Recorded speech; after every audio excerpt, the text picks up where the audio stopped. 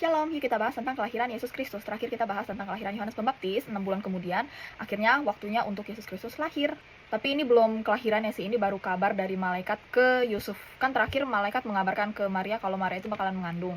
Yesus habis itu kasih tahu Maria kalau sanak saudara Elizabeth lagi mengandung Yohanes, terus Maria mengunjungi Elizabeth sampai Elizabeth melahirkan Yohanes. Nah, sekarang malaikat mengunjungi Yusuf lewat mimpinya, ngasih tahu kalau istrinya itu mengandung dari Roh Kudus.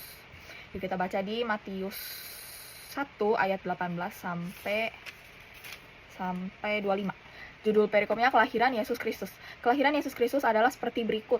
Pada waktu Maria, ibunya bertunangan dengan Yusuf, ternyata ia mengandung dari Roh Kudus sebelum mereka hidup sebagai suami istri. Nah, ini peneguhan juga buat cerita kabar dari malaikat ke Maria.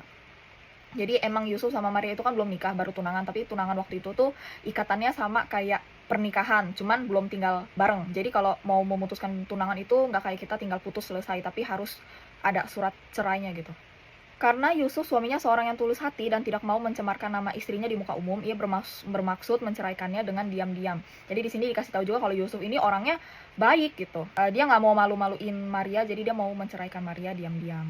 Tetapi ketika ia mempertimbangkan maksud itu, malaikat Tuhan nampak kepadanya dalam mimpi dan berkata, "Yusuf anak Daud, janganlah engkau takut mengambil Maria sebagai istrimu, sebab anak yang di dalam kandungannya adalah dari Roh Kudus." Jadi waktu Yusuf lagi nimbang-nimbang mau ceraiin Maria diam-diam, terus malaikat datang biar Yusuf nggak menceraikan Maria.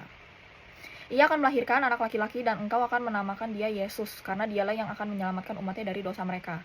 Oke, ini ayat ini jadi peneguhan lagi kalau anaknya harus dinamai Yesus, yang artinya Tuhan menyelamatkan. Hal itu terjadi supaya genaplah yang difirmankan Tuhan oleh Nabi. Sesungguhnya anak darah itu akan mengandung dan melahirkan seorang anak laki-laki dan mereka akan menamakan dia Immanuel, yang berarti Allah menyertai kita. Ini nubuatan dari Yesaya 7 ayat 14. Sesudah bangun dari tidurnya, Yusuf berbuat seperti yang diperintahkan malaikat Tuhan itu kepadanya. Ia mengambil Maria sebagai istrinya. Sama kayak Maria, setelah malaikat kasih pesan ke Maria, Maria langsung taat, begitu juga dengan Yusuf. Yusuf pun langsung taat, gak jadi diceraikan.